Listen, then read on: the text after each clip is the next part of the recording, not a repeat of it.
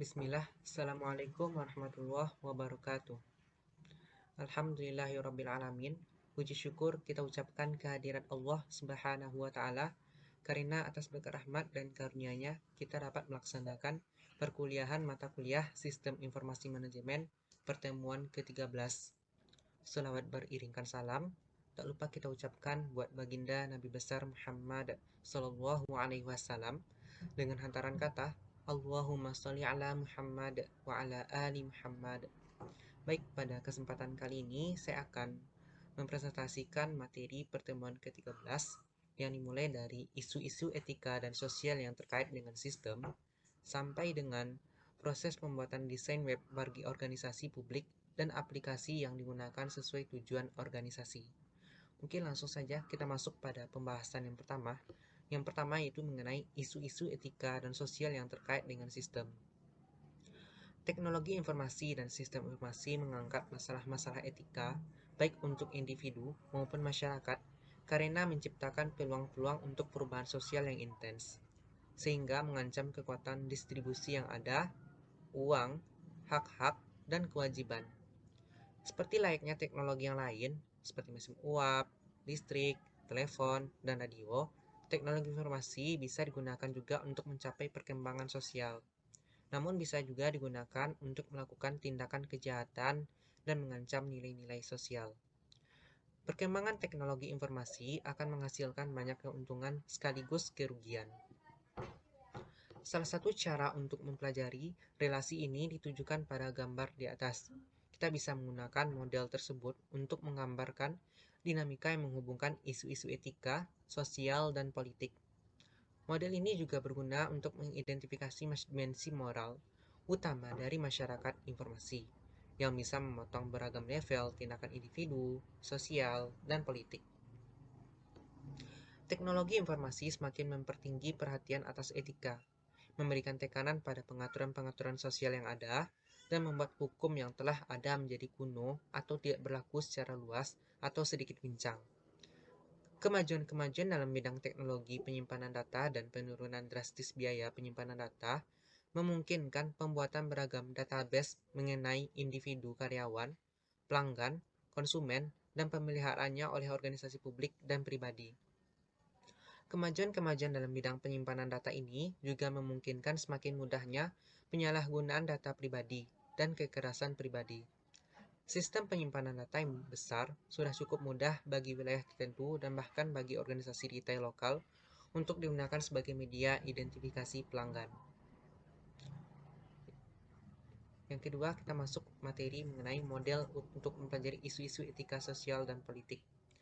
Kemajuan-kemajuan dalam teknis analisis data dalam jumlah besar merupakan tren teknologi ketika yang menggarisbawahi perhatian terhadap bidang etika karena memungkinkan organisasi untuk menemukan informasi lebih rinci mengenai individu. Dengan teknologi sistem informasi kontemporer, organisasi bisa merangkaikan dan mengkombinasikan bermacam ragam informasi yang tersimpan pada komputer secara lebih mudah daripada masa lalu. Suatu teknologi analisis data yang disebut Non-Obvious Relationship Awareness atau yang disingkat NORA memungkinkan bagi sektor pemerintahan maupun pribadi untuk melaksanakan proses profiling secara lebih baik. Selanjutnya, materi mengenai etika pada masyarakat informasi. Pilihan etis adalah keputusan yang diambil oleh individu yang bertanggung jawab atas konsekuensi dari tindakan-tindakannya. Tanggung jawab atau responsibility adalah sebuah elemen penting dari tindakan etika. Tanggung jawab berarti bahwa Anda menerima semua biaya, kewajiban, dan keharusan yang akan muncul sebagai konsekuensi dari keputusan yang Anda buat. Akuntabilitas adalah ciri-ciri dari sistem dan institusi sosial. Ini berarti bahwa ada mekanisme yang menentukan siapa yang melakukan tindakan yang bertanggung jawab, siapa yang bertanggung jawab. Pertanggungjawaban secara hukum adalah fitur sistem politik di mana badan hukum berada pada tempatnya yang mengizinkan individu untuk dipulihkan dari kerusakan dan kerugian yang dibuat oleh pelaku lain, sistem, atau organisasi. Proses hak adalah fitur terkait masyarakat yang diatur secara hukum dan merupakan proses yang diketahui dan dipahami hukuman serta ada kesanggupan mengarah ke otoritas yang lebih tinggi untuk memastikan bahwa hukum tersebut diterapkan secara benar. Selanjutnya itu peraturan perundang-undangan terkait penerapan SIM.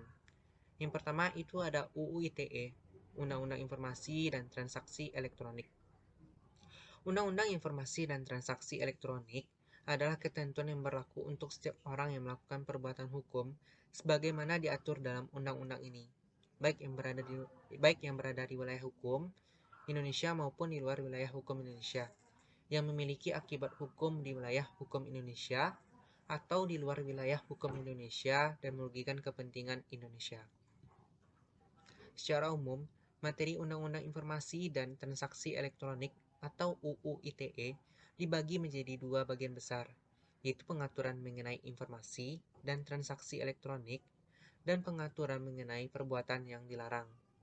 Pengaturan mengenai informasi dan transaksi elektronik mengacu pada beberapa instrumen internasional seperti UNCITRAL Model Law on E-commerce dan UNCITRAL Model Law on E-signature.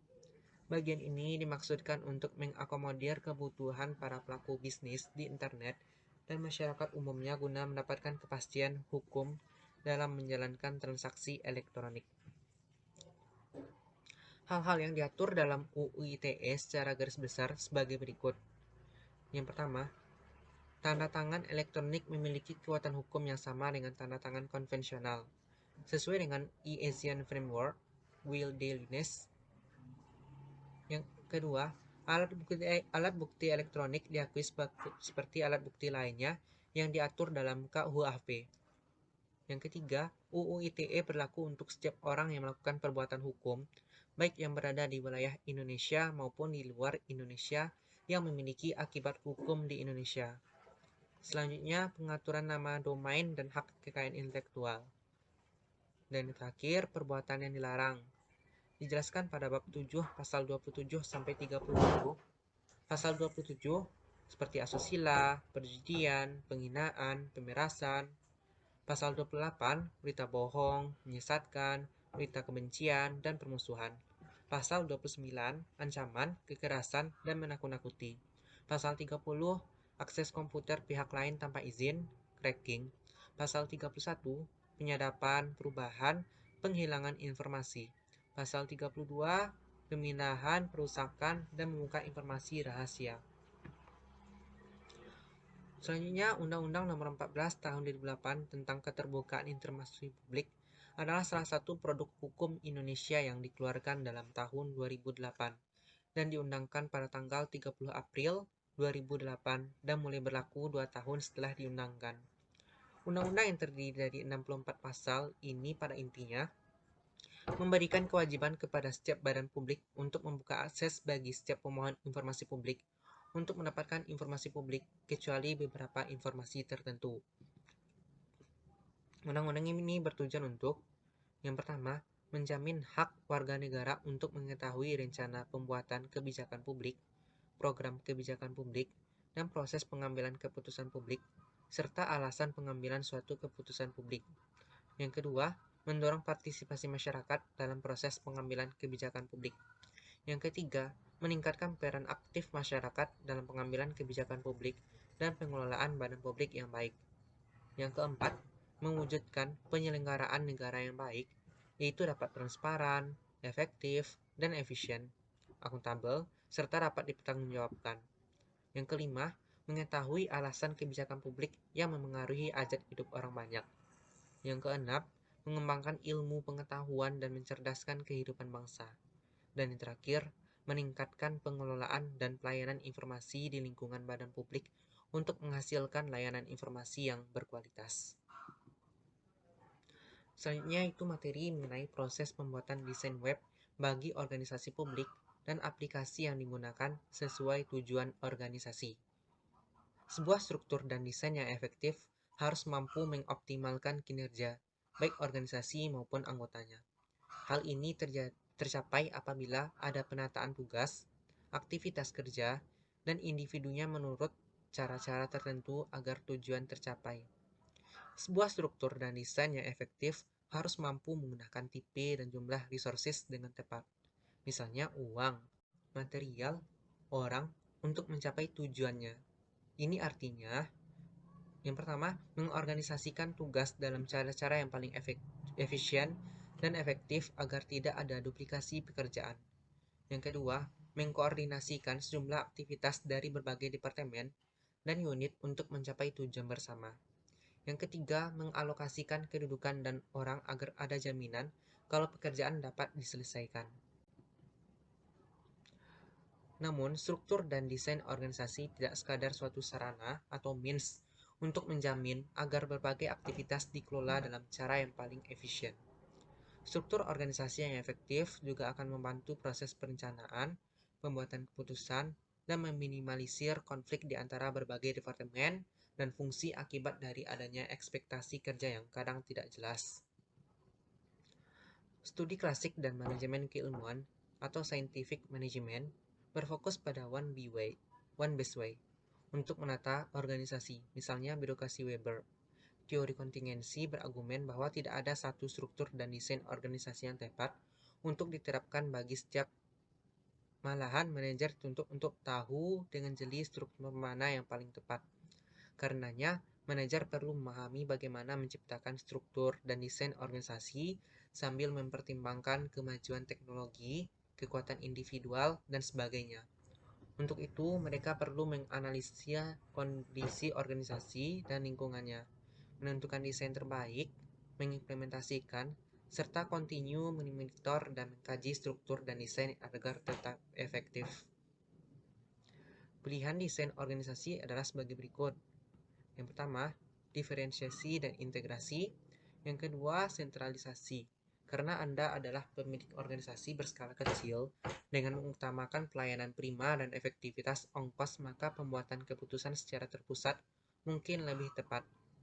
Yang ketiga, standarisasi. Standarisasi penting untuk menjaga efektivitas ongkos, standar higienis, dan kepuasan pelanggan.